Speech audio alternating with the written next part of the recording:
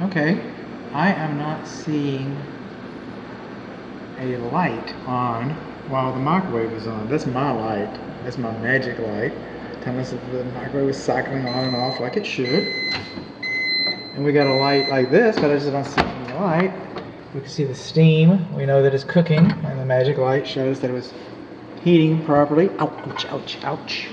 Ouch, ouch, ouch. Okay. Also, while we're out here, the dishwasher is added. Dishwasher does not have. Oh, does it? This electric receptacle outlet is not supposed to be installed face up. Now that's pretty close to an anti-siphon loop. Pretty close. Then we got the stick holding the sink up, where they kind of glued it in place there. The manufacturer, they thought they just installed some clips there. That's what they thought. It was 1/3 horsepower garbage disposal. This home was built, the dishwasher and the garbage disposal, food waste disposal was not required, and the trash compactor were not required to be GFCI protected, and they're not.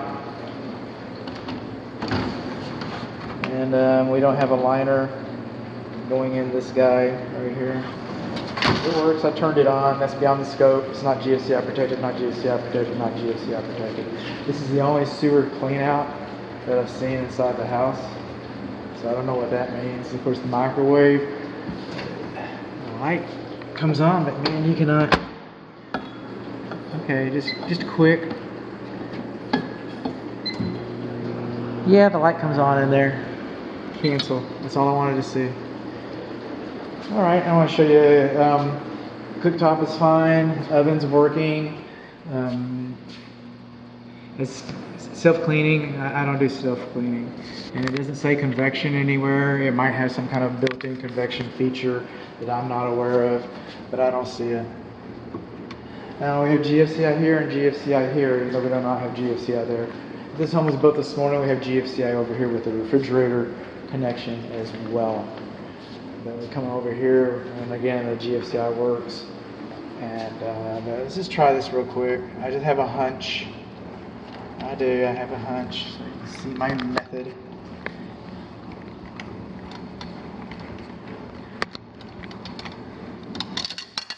And there.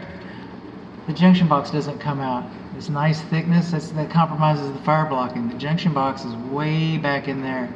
And since it wouldn't reach, they use drywall screws, sheetrock screws to hold it in place.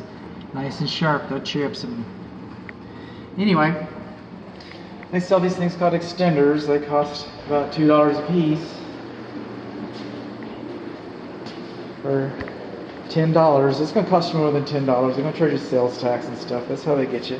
But it could have been done right for a relatively inexpensive amount of money. Dishwasher's still going through its changes. There. We haven't. Now this isn't marble. This is culture. But the Marble Institute says that if there's more than a 10-inch overhang, then you should have a corbel or some kind of a support in there. I'm going to move on along. This is kind of nice. We have GFCI for the laundry, hot and cold are labeled. I haven't tested these yet. The gas is capped off. This flexible goes all the way through the attic, all the way through the attic. All this needs to be taken out and replaced with rigid ductwork. Now we got GFCI over there, hot's on the left, cold's on the right. Got a dog door in here, got a little bit of daylight on the latch right there, on the patio right there, in that corner. Got a little bit of wood rock. See that horizontal trim board? Okay, the siding usually just goes down and stops. We have the trim board on the verticals. It usually goes down and stops like it does up here. When you start getting wood damage along the edge, a little cancer going on, and they put those trim boards on there to hide it. And now even the trim board is having some damage. And I wanted to get in here and show you the garage here for a moment. The garage ceiling. Alright. I don't know how to demonstrate this so well. Make a hire out of me. Okay, that's the moisture on my skin. All right.